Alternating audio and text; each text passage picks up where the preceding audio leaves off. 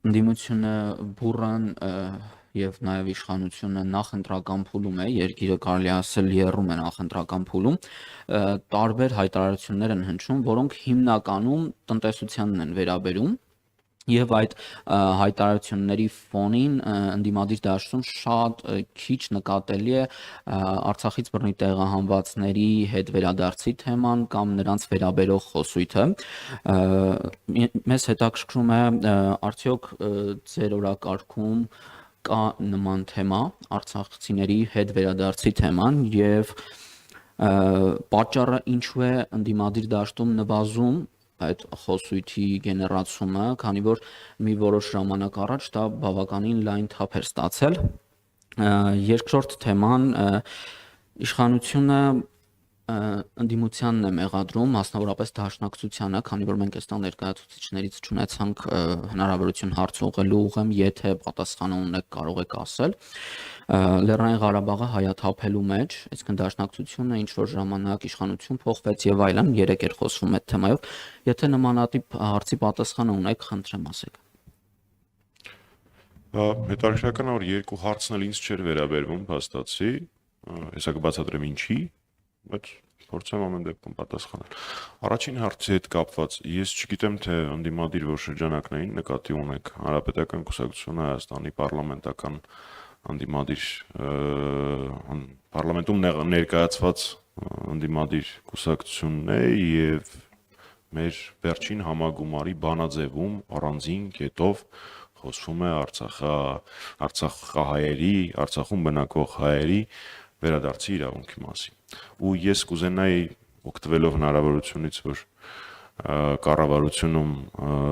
բեմադրվող շոու ծրագիրը ենթադրում եմ ավելի հետաքրքրական, քան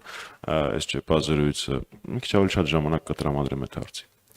Տեսեք, ինչ է ասում այսպես կոչված իշխանությունը։ Իշխանությունը, այ որ դուք խոսեք իրավունքի մասին, Ադրբեջանը այ։ Իրանք այս մի քանի տարի է ոչ Արցախ բառն են ասում, ոչ ինքնորոշման իրավունք են ասում, ոչ արցախահայերի վերադարձի իրավունք են ասում, որոնք իրավունքներ են ֆիքսված, թե միջազգային իրավունքով, թե քաղաքական բարձրագույն ուժ ունեցող փաստաթղթերով։ Ինչ է դրանից փոխվում։ Մի ամիս առաջ Ադրբեջանը էլի մի արշավ էր սկսել մի քանի օրանոց։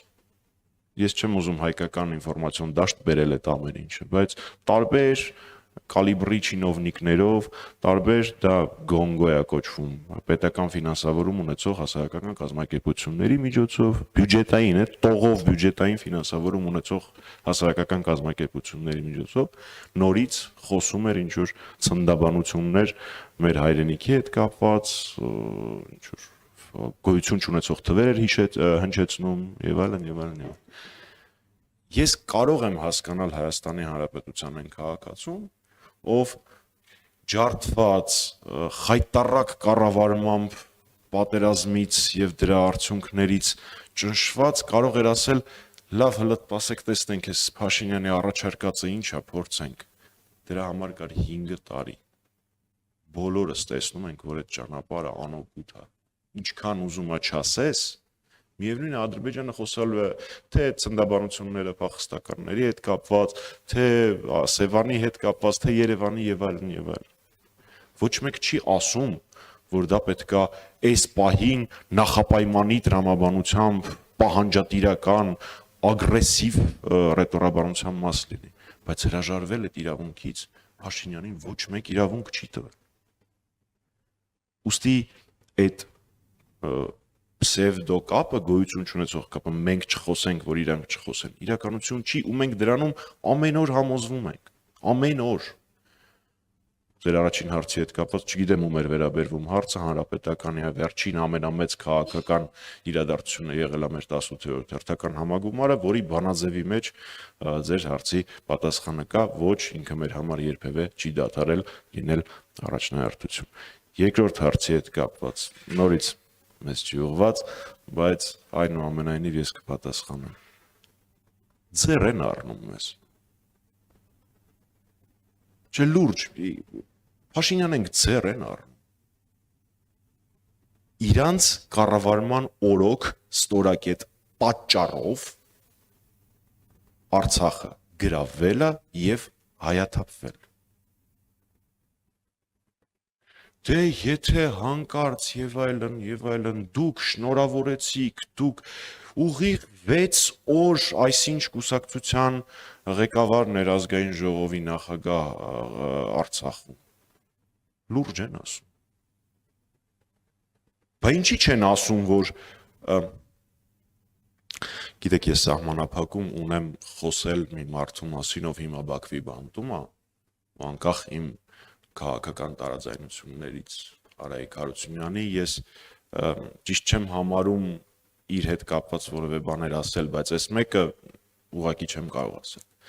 Դա առաջին անգամը չի եղել, որ պարոն Հարությունյանը հրաժարական է տվել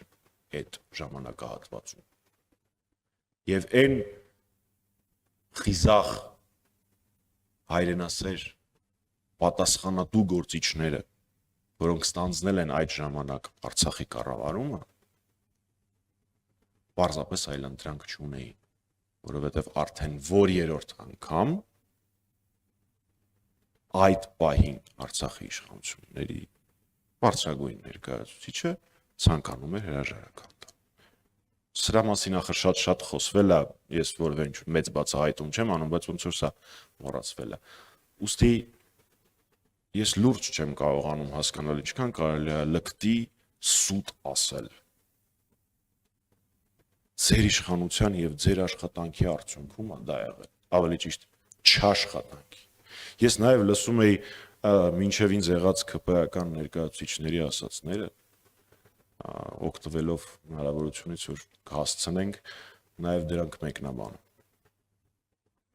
Նախ ԿՊ-ականներից մեկը մի քանի անգամ շեշտեց ուժեղ հանրապետական, ճիշտ արեց։ Հանրապետականը եղել է ուժեղ, կա ուժեղ եւ լինելու է ուժեղ։ Շատ լավ է, որ վերջապես դա իրանք հասկացել են։ Դա մեկ։ Երկրորդ,